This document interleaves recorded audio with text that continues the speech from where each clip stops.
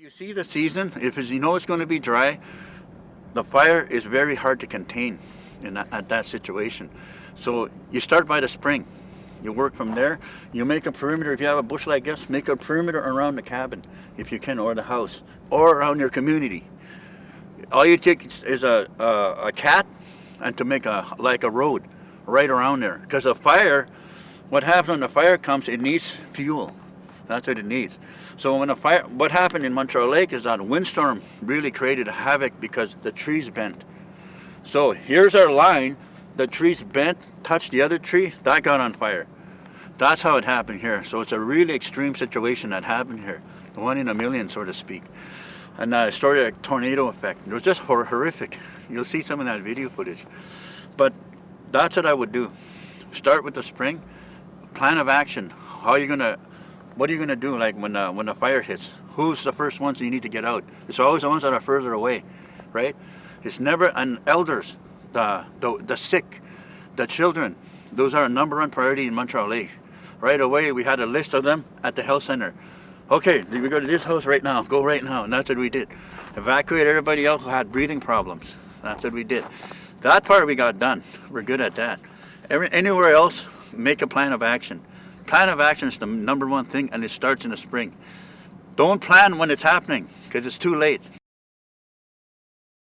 If nothing is done with fuel reduction around the communities or within the communities, you know, we're going to always have this problem. And even with that fire of 2008, which we burnt off that fuel, well, now there's, you know, little jack pine trees 4 feet high. Communities have to have a preparedness response team in place, incident commander. That's a big thing.